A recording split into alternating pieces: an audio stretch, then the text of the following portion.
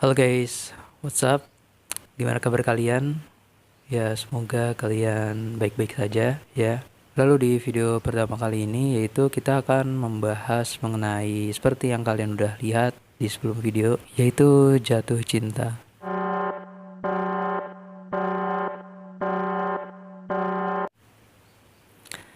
Kalian di sini ada yang pernah ngerasain jatuh cinta?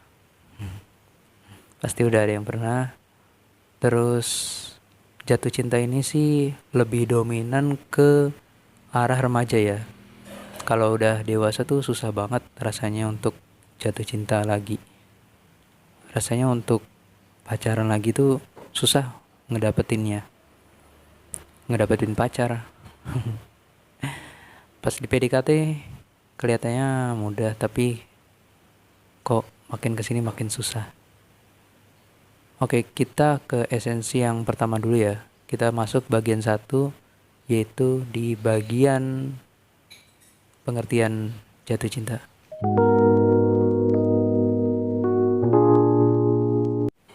Menurut jurnal Problematika jatuh cinta adalah suatu perasaan romantik yang ada dalam diri dan itu kesesuaiannya antara lawan jenis, ketertarikan dengan lawan jenis, dan akhirnya membuahkan hasil yang mengindahkan dari ketertarikan tersebut.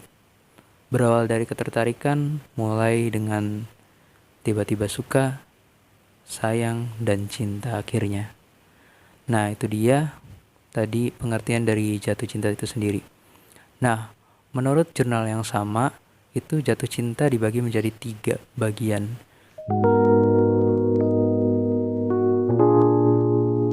Gue akan mengupas satu-satu terlebih dahulu. Yang pertama itu cinta romantik. Cinta romantik itu antara sama pasangan, kayak misalnya lu sama cewek lu atau lu sama cowok lu gitu. Intinya lawan jenis yang kalian tuh ada rasa suka, keterkaitan sama pasangan tersebut gitu. Ini jatuh cinta yang umum, yaitu cinta romantik. Yang selanjutnya itu ada cinta persahabatan. Oke, gue yakin kalian udah pasti mikirnya kayak ke hal-hal yang lain, traveling segala macem, tapi ini konteksnya bukan gay ya. Oke, cinta persahabatan itu kayak misalnya temen yang udah lama akrab banget dan dijadikan sahabat, itu merupakan suatu bentuk namanya cinta. Tumbuhnya cinta itu dari sana. Cinta itu sebenarnya didefinisikan dari berbagai macam sudut pandang ya. Tadi kan sudah dengar sendiri, kita sederhanain lah. Jatuh cinta adalah suatu hal yang terkesan romantik. Nah, itu pastinya kayak kita tuh mikir, oh iya ya, kita kan misalnya ada orang sahabatan dan udah lama menjalin sahabatan, saling tolong menolong, intinya mutualisme satu sama lain. Itu kan kayak wah, indah banget gitu. Nah, dari situlah jatuh cinta atau suatu cinta itu terbentuk. Nah, yang ketiga itu cinta ilahi. Cinta ilahi itu merupakan suatu cinta yang berasal dari Tuhan.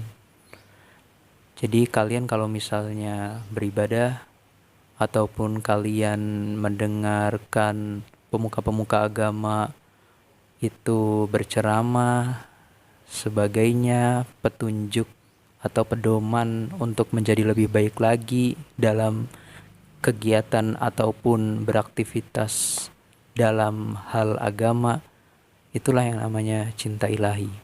Oke, itu tadi ya. Kita balik lagi ke intermezzo.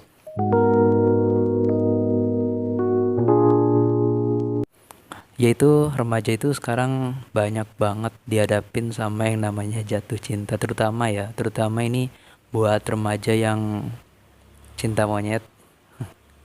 Nggak tahu arahnya mau kemana, tapi itu buat seneng-seneng aja.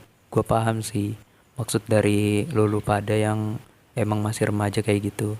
Gue pun juga sama kayak gitu dulu, tapi ya udahlah, kita mungkin normalisasikan lagi ya. Ini udah gen beta. Nah, maka dari itu kayaknya kita harus ubah culture tersebut sih. Tapi kalau mau tetap ada culture tersebut, gue rasa masih layak gitu. Tapi kalau gue telusuri lagi di lapangan atau di sekitaran lingkungan gue sini, remaja-remaja tuh udah kayak nganggep cinta atau jatuh cinta sama pasangan tuh udah hal yang aduh apaan sih gitu, kayak hal yang lebay banget, alay banget.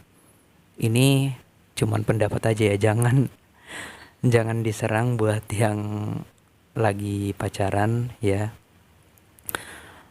Oke, gue juga udah baca dari berbagai sumber yang gue dapetin dari internet, itu katanya ada kata-kata yang menyebutkan jatuh cinta itu membuat depresi atau tingkat stres itu menurun.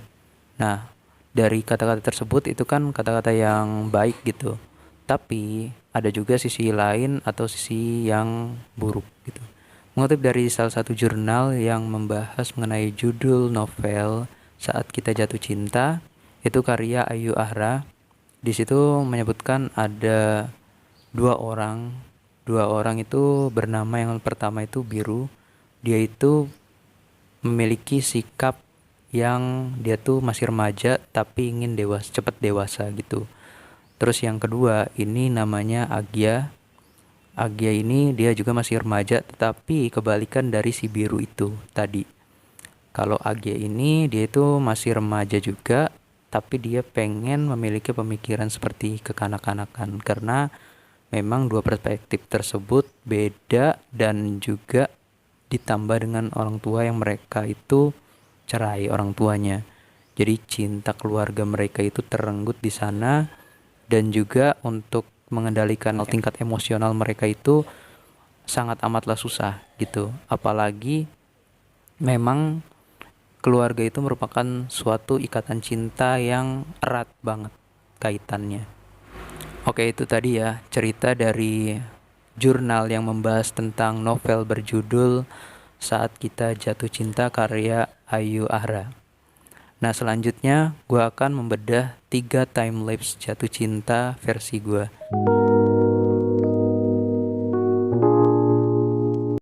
Jadi yang pertama itu jatuh hati.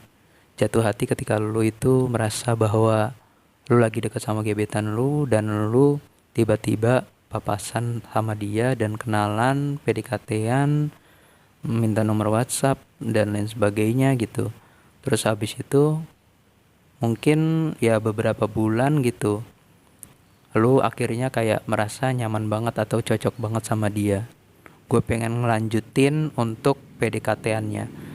Nah, di masa-masa ini itu tuh masa jatuh hati ketika lu tuh first impression ketemu dia, yang lu tuh udah merasa euforia tapi belum dapetin dia.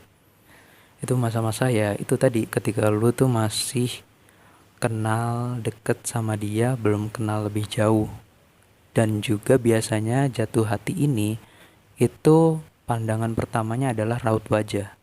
Jadi lu pada yang misalnya jatuh hati itu pertama kali, itu pasti first impressionnya adalah raut wajah. Bukan perilaku, bukan penampilan dari pakaian, bukan dari postur tubuh dan lain sebagainya, tapi raut wajah yang menentukan lu tuh suka apa enggak sama dia. Ini masih tahap suka dulu ya, karena kan jatuh hati gitu.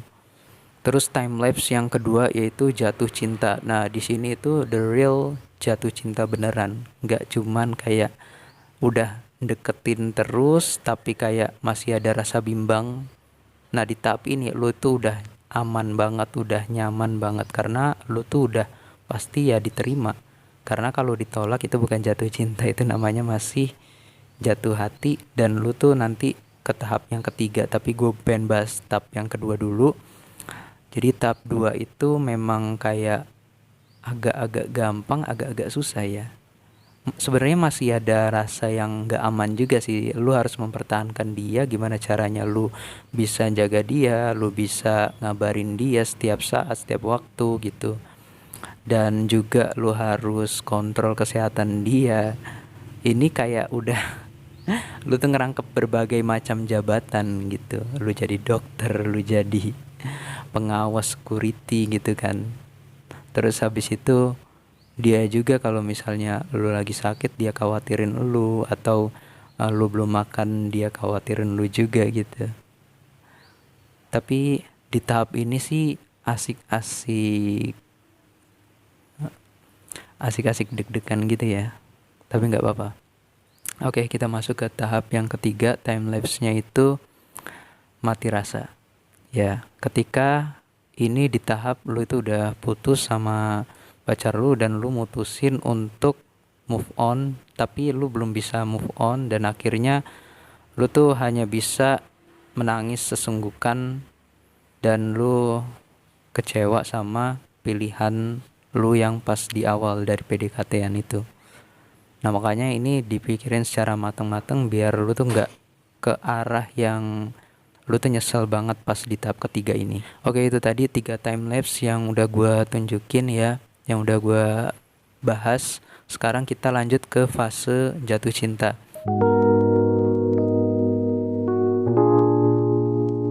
Gue juga sama sih, bagi 3 tahap juga di fase jatuh cinta, sama kayak di time lapse jatuh cinta. Oke, jadi di fase jatuh cinta ini yang pertama itu ketika lu tuh udah, yaitu kayak tadi first impression, lu tuh nggak ngelihat penampilan dia, kayak dari pakaian dia, dari postur tubuh dia, terus habis itu dia tuh intelligence atau pinter atau gimana, atau rajin apa gimana gitu kan. Nah, lu tuh cuman ngelihat dari raut wajah.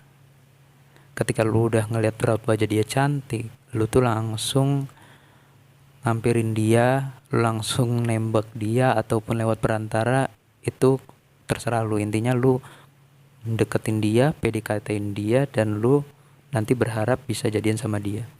Oke, ke fase tahap kedua, yaitu dimana lu tuh udah gimana ya, misalnya lu udah putus nih sama cinta pertama lu, terus lu pengen pacaran lagi, dan lu tuh udah kayak, nah gue sambung lagi yang tadi itu. Fase pertama itu biasanya terjadi 1 sampai 3 kali kejadiannya. Kalau beruntung ya 3 kali. Tapi kalau gue sih pengalaman gue 2 kali doang ya.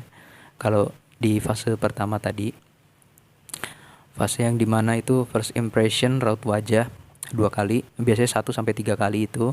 Nah, ketika lu udah misalnya 3 kali, terus habis itu lu pacaran lagi sama pacar yang keempat lu, itu biasanya lu tuh bakal kayak ngeliat dia tuh dari penampilan, dari, ya pokoknya dari pakaian, dari postur tubuh dia, terus gaya rambut dia kayak gimana gitu, terus mata dia tuh warnanya apa dan segala macem gitu. Lu tuh udah mulai ngeliat dari situ ya, dari fisik, dari penampilan.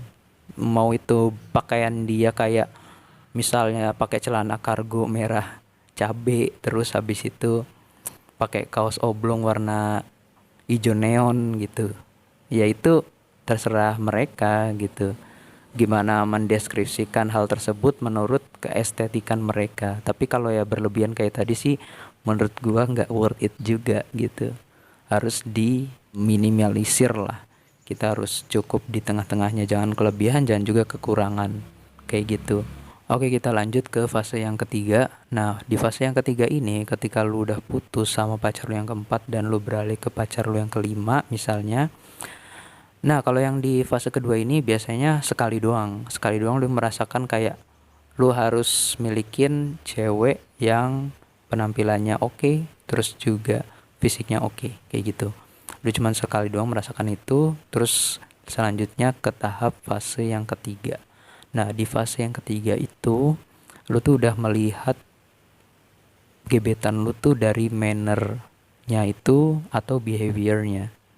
Jadi lu nggak melulu dikaitkan sama yang namanya penampilan tadi, terus raut wajahnya, terus habis itu fisiknya.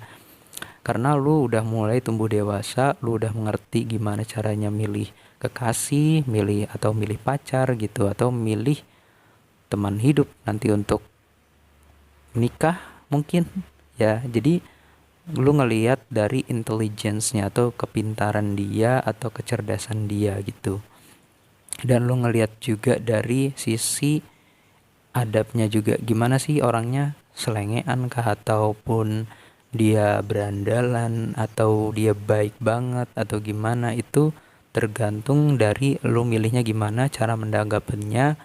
Terus lu juga udah dewasa dan bisa memilih di fase yang ketiga ini. Oke, mungkin itu aja dari gua. Semoga kalian suka dengan video ini.